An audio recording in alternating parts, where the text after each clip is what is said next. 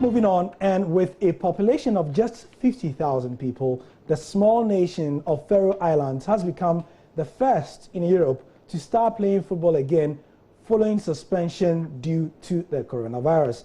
The last case was recorded in that country on the 22nd of April, leading the country's authorities to declare them COVID-19 free.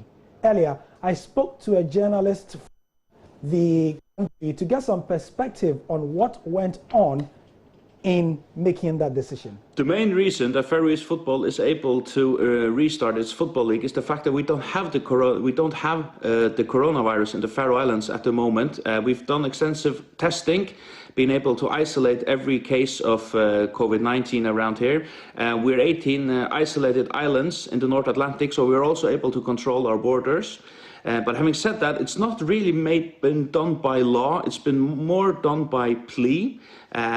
People here around here have been very quick to adapt to the new world, if you can call it that.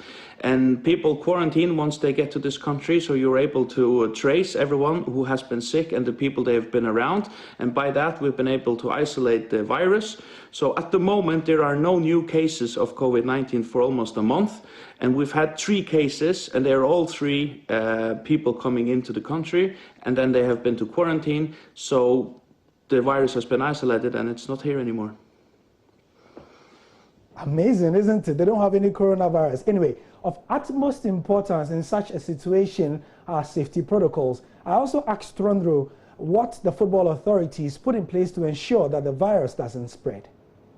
Well, there are a number of safety protocols, the main one being the fact that there are no fans allowed in the ground. We don't have stadiums that you would recognize maybe from the Premier League and the other big countries, but we rather have grounds in the middle of villages, many entry points, and if you are out for a walk, and you are able to see the ground.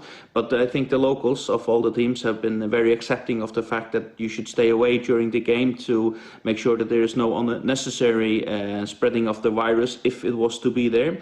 Players are of course told to be careful, no handshakes before games and things like that, and only people important to the team are in and around the team. Then you have a layer of maybe security guards around the pitches, the media as well. You try to keep social distancing as well in and around, and those are the safety protocols. But the main one is the fact that there are no fans allowed into the stadiums yet. If Ghana ever wants to start football again, those protocols may be good to emulate. I'm Gary Alsmith. That's the sport for now.